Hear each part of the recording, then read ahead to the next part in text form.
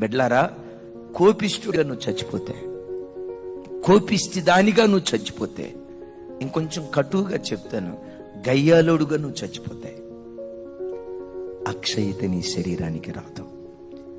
మృతుల పునరుద్ధానపు దినాన క్షయమైపోయే ఈ శరీరం అక్షయతను ధరించాలంటే నీ అహం చచ్చి, నీ కోపం చచ్చి, నీ తొందరపాటుతనం చచ్చి సాత్వికుడిగా ఎలా మారాలో తెలుసా? ఒక గొప్ప దైవ సేవకులు ఎప్పుడు అంటారు, మెయిన్ డోర్ ఎంట్రన్స్ లో డోర్ మ్యాట్ ఉంటుంది.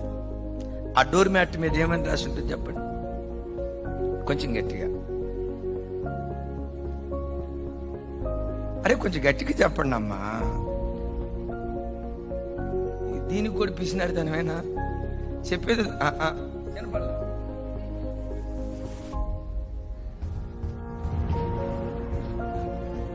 వెల్కమ్, రైట్, ఇది కూడా కరెక్టే.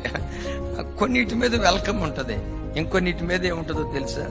యూజ్ మీ, యూజ్ మీ. దేనికి వాడుకోమంటావు? నీ కాళ్ళు తుడుచుకోవటానికి వాడుకోయా. అరే కాళ్ళతో దొక్కుతా ఉంటే నీకేమనిపించదా? యూజ్ మీ. కాలికున్న దరిద్రం అంతా రాస్తే నీకేం బాధ ఉండదా? నా పేరే యూజ్ మీ, నా పేరే యూజ్ మీ. ఆ స్థాయికి ఎదిగిన వాడు గర్విష్ఠులు బోతద్దం పెట్టి వెతికిన పరలోకంలో కనపడరు.